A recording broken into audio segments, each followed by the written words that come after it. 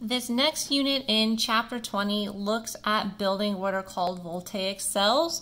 A voltaic cell will proceed on its own without any outside intervention, or a voltaic cell will produce an electric current spontaneously. So a voltaic cell is constructed in two sides. We have an oxidation side, we have a reduction side. So we need to figure out which is going to be oxidation and reduction. So in our problem, we're building a voltaic cell using iron and silver electrodes, and then we are given solutions of silver nitrate and iron 2 chloride. So we're going to build a voltaic cell from those. Okay, so when we look, we have to be able to decide what's going to happen. So we're going to look up the reduction potential of silver, and we're going to look up the reduction potential of iron. Okay, so we're going to look those up so that we can determine which one of these is going to be the oxidation cell and which one is going to be the reduction. Okay, so to find this, we would pull the appendix. So I have the appendix here. So here is our reduction potential for silver. So Ag plus electron to give us Ag solid. So we have Ag plus electron to give us solid silver, and the reduction potential at standard conditions would be 0.799 volts. Okay, so now we want to look up the reduction potential for iron. So if we look, we have iron here. So our iron is, iron is here. So we have Fe2 plus 2 electrons to give us our iron with our reduction potential of negative 0.440.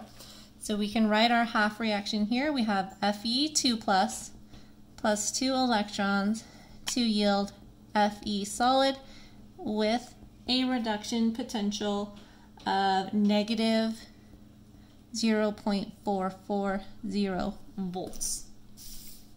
So those are the two potentials we have. So now we have to figure out which one of these is going to be our reduction and which one is going to be our oxidation. So if we look here, this one is positive and the other one is negative. So this one here is going to be the reduction. So the reduction reaction is always going to be the one that is the most positive. Okay, so that one will be the reduction. So our other one here is going to be the oxidation, and it is the one that is the most negative, will be the oxidation. Okay, so now we have our two, we figured out what's going to go where. Let's build the cell. Okay, so an electrochemical cell has two components. So I'm going to draw kind of rough sort of sides here. Okay, so we have two sides. So I've drawn two separate chambers. Okay, so on one side we'll draw an electrode, and we will put, say, the iron here. That would be our iron electrode. And so we'll put our silver one over here. So that will be our silver electrode. So we have our two electrodes separated. So when we build a cell, we have to put the electrode in a solution with that respective ion. So we're going to take, in the problem it said we had an iron 2 chloride solution. So our solution in here would be FeCl2, and then our solution here would be the AgNO3. Okay, so we have our two electrodes in our solution. Okay, so in order for this to work, we need to then build a salt bridge. So we need to have a salt bridge between them so that we can maintain the electric balance in the cell. So we'll talk about sort of what happens in the cell as time passes, but we do need to have this. And then for the cell to start, we need to connect them with a wire. So we can connect our two cells with a wire. Now we have our oxidation and reduction cells connected, and we can start generating a current. Okay, so in this problem, we want to label the anode, cathode, and we want to write out the oxidation and reduction half reactions. Okay, so let's start out with the anode. So we figured out up here which one was going to be our anode and which one was going to be our cathode. Okay, so we'll start with the iron. So we'll kind of zoom in on this side. So we know this is where oxidation, so this is where oxidation is occurring. So we know since oxidation is the process here, this is our anode. Okay, so this is our anode. So in a voltaic cell, because this is where electrons are produced, this electrode has a negative charge. So next it wants our oxidation half reaction. So this is a reduction reaction. So to turn this, to turn this into an oxidation reaction, we're just going to reverse it. So we have Fe to yield Fe2 plus 2 electrons. Okay, so as time passes, the mass of iron on this electrode gets smaller because iron atoms from the electrode are being oxidized into iron ions that are now in solution. Okay, so Fe solid is turning into Fe2 plus over time. Okay, so let's go to our other side here. So on the other side with our silver, so this would be the cathode, and this is where reduction, this is where reduction is occurring. Okay, so our reactions that we pulled from the appendix of the book are already written in terms of reduction, so that half reaction is not going to change. So Ag plus electron to yield Ag solid.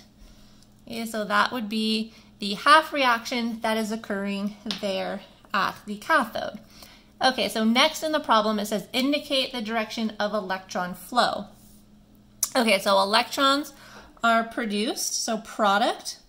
So electrons are produced here, and electrons are consumed here. So since they are a product here, they're produced here and here. Oh, sorry, we forgot to put our charge here. So since they're produced here, the electrons are going to flow through the cell from the anode to the cathode.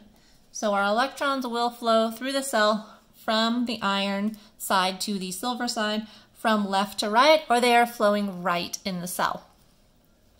Okay, so that is our direction of anion flow. So in our salt bridge, now we want to know the direction of cation and anion flow.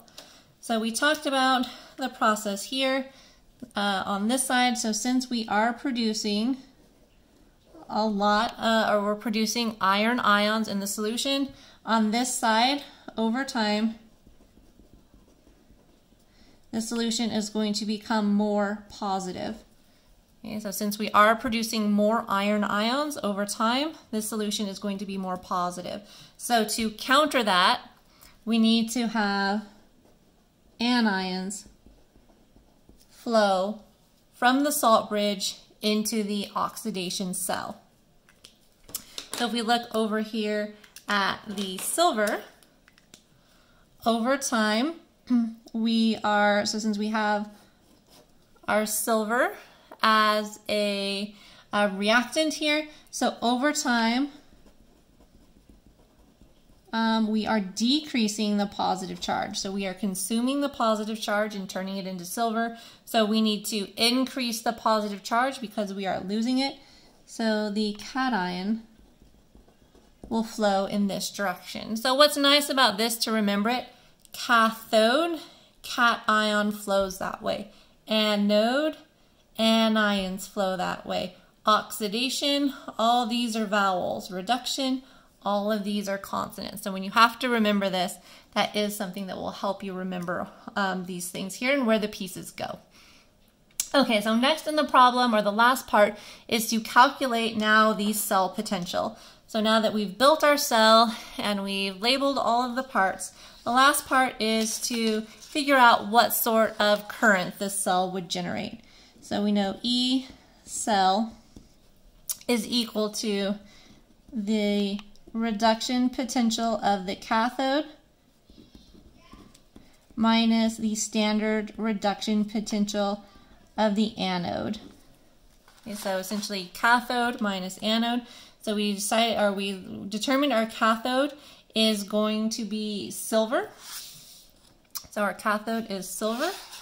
So that's going to be the 0.799 volts. Subtract the anode that we determined was the iron. So we're going to subtract negative 0.440 volts here.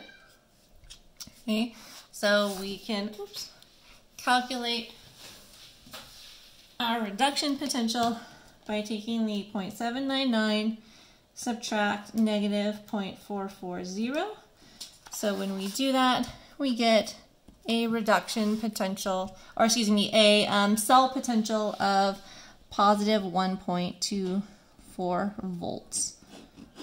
So we have about 0.124 volts or 1.239, excuse me, 1.24 or 1.239 volts.